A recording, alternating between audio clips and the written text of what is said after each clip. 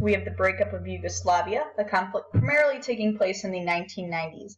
Using the world map, you can really only see that it's part of Europe, but if we zoom in, you can see that the affected area is the Balkan Peninsula.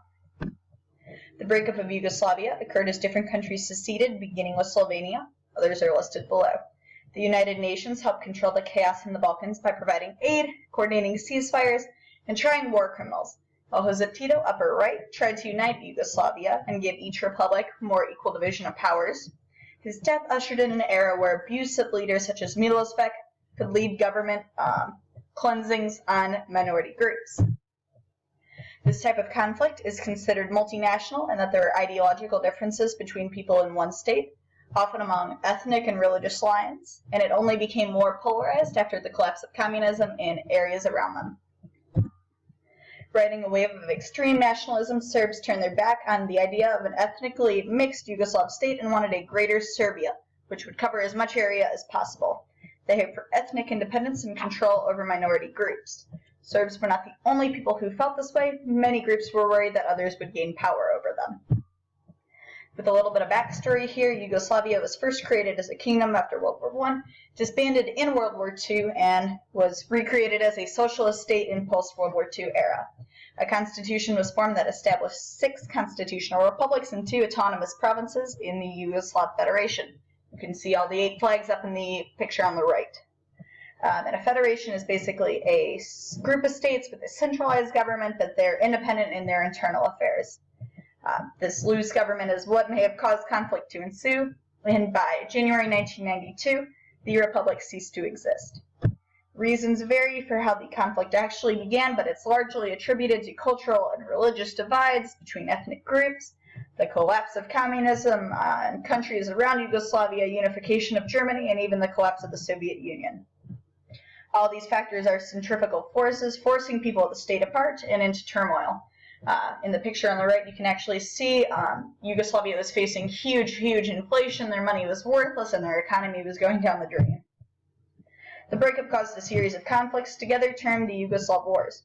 This includes the war in Bosnia, some insurgency in Macedonia. There just isn't enough time, so I'm going to just discuss the Croatian War of Independence.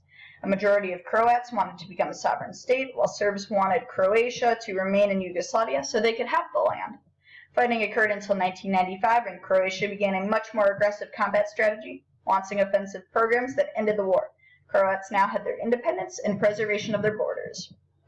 As mentioned before, Serbs fought for an ethnically pure republic, but were faced with large Muslim enclaves. This began a large ethnic cleansing, which is compared to the Nazi genocide, and Muslims were sent to the first concentration camps since World War II. They were massacred and just forced to relocate. A Croat-Muslim alliance, as well as turning of Serbs against the rulers, led to Milosevic's end. I hope that by now you've picked up on the idea that this area is important due to its many ethnic and religious groups, which include Croats, Serbs, Muslims, Orthodox Christians, etc., etc. This diversity is amazing, but it's also what led to all the troubles. At this point, the United Nations have recognized Croatia, Slovenia, Bosnia-Herzegovina, Macedonia, and Montenegro, and Serbia as states. Kosovo declared their independence from Serbia in 2008 and have been recognized by the United States.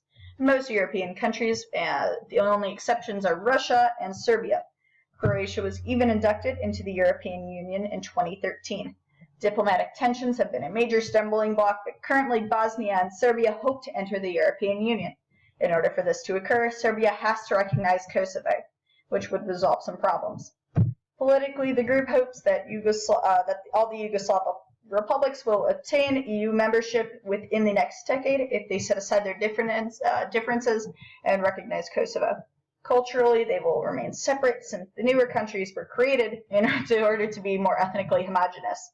Socially, we hope that hate between all the ethnic groups will dissolve and that borders will loosen in order for better communication and trade. Finally, infrastructure and wildlife hurt by all the wars will be restored within the next decade. So another way that this could have been solved is to create more nation-states along religious lines. A nation-state is one ideology, one state, and maybe this would have been done better across religious lines. In addition, Bosnia-Herzegovina could have been divided into 2 states based on ethnic or religious holdovers. Thank you.